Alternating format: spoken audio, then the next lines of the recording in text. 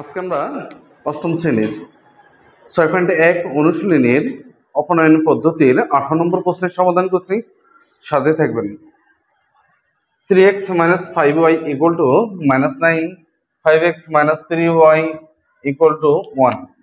প্রথমটাকে আমরা 1 নম্বর সমীকরণ এবং দ্বিতীয়টাকে আমরা 2 নম্বর সমীকরণ ধরে নেব। ঠিক আছে, তাহলে 1 নম্বর সমীকরণকে কত দ্বারা গুণ করবো আমরা?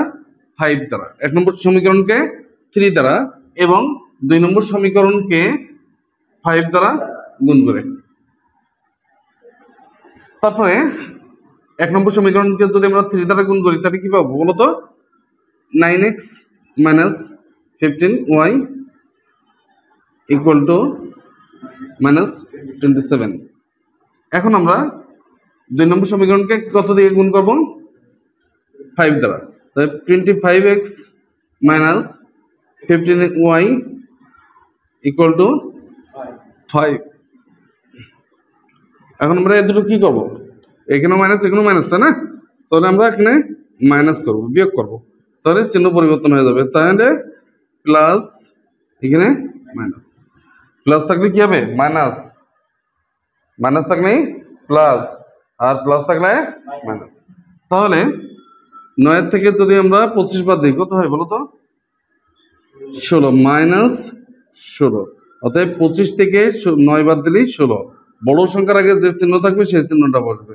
ঠিক আছে, 15x 15y 15y কেটে যাচ্ছে ইকুয়াল, এখানে কত হবে? এখানে মাইনাস এখানে মাইনাস, তাই না? যোগ হবে, তাহলে হবে 32 32 32 বা মাইনাস হবে, এখানে মাইনাস, এই মাইনাস আর এই মাইনাস কেটে যাচ্ছে।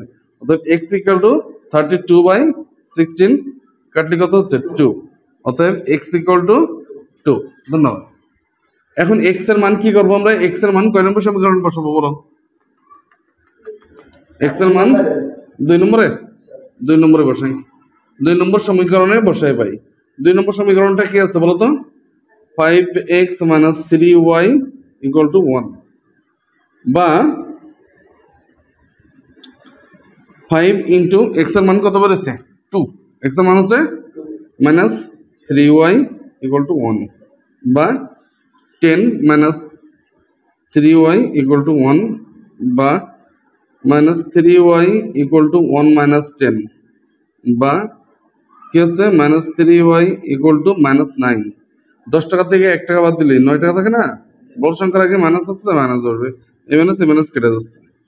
বা কি হচ্ছে? y = 9/3। তাহলে কত হচ্ছে? 3। অতএব y = কত হবে? 3। তাহলে অতএব নির্ণয় সমাধান xy = x এর মান কত বলো তো? x এর মান 2, y এর মান কত বেরোলে? 3। অতএব আমাদের 17 নম্বর এবং 18 নম্বর প্রশ্নের উত্তরই একই। ধন্যবাদ সবাইকে সাথে থাকার জন্য। আল্লাহ হাফেজ।